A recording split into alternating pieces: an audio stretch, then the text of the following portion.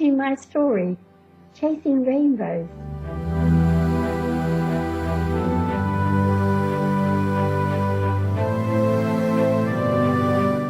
Chapter 16, An Emotional Bond.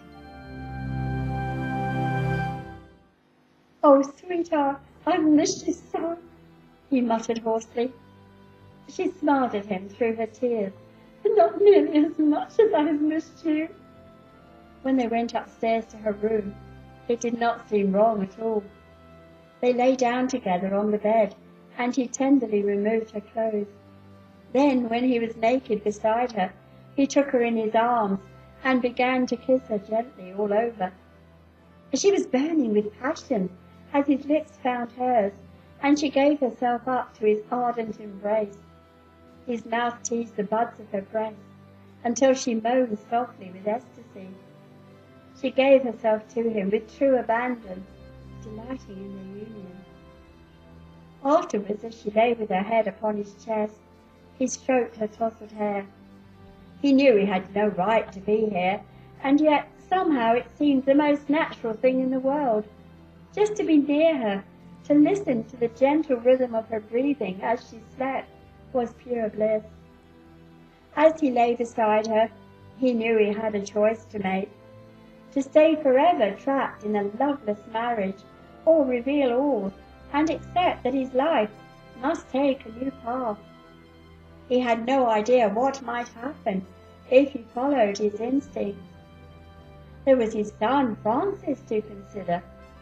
How could he continue to see him if he parted from Victoria? In fact, would she allow it? Though of course there were laws about such things, regarding who was to have custody and reasonable access. Joseph pondered on this. After all, it was the last thing he wanted to put Francis through. The child was sturdy and in good health, but he did not wish him to be affected emotionally. And yet how could he ignore this all-consuming flame that burned within, this love that no barriers could divide? Without Jess, his heart was bereaved. Jess awoke to find him dressing, and she was suddenly wide awake. "Oh no! How long have I been asleep? I must fetch Louisa from Sarah's." She hopped quickly out of bed and hastily splashed her face at the china wash basin. He smiled fondly upon her as she dressed with speed. "Don't be alarmed, sweetheart. You only dozed off for about half an hour." He finished fastening the buttons on his jacket and, reaching out, pulled her roughly into his arms. "I must see you again soon," he murmured, against the milky softness of her throat. "Meet me tomorrow on the bridge by the river," he coaxed. She smiled in an alluring way. "Maybe," she teased. She ran ahead of him downstairs, outside, into the sunshine, and he hurried after her, caught her in his arms, kissing her with passion until they were both breathless. Arms entwined, they walked together as far as the pathway which led to Sarah's cottage. They embraced once more, his lips like fire upon her skin, and she trembled in his arms. "Till tomorrow," he said softly. Then he was gone, leaving Jess to reflect upon the wisdom of her actions, knowing she risked heartbreak once more. Dare she take the risk? After all, despite the flame of passion that had ignited between them, she had no idea what his true intentions were. He was not free to love her, and there were 2 children to consider. Even if Joseph found a way for them to be together, the odds were stacked against them. Yet despite these realities, he had made her feel alive again, and she needed him to quench the burning desire in her soul.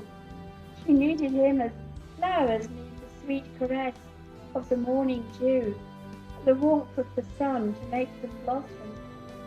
Without his love to nurture her, she knew she could not bloom again. Without the sweet nectar she craved, she would shrivel and die. As she made her way to Sarah's cottage, she reflected upon these things and, Her emotions were in turmoil.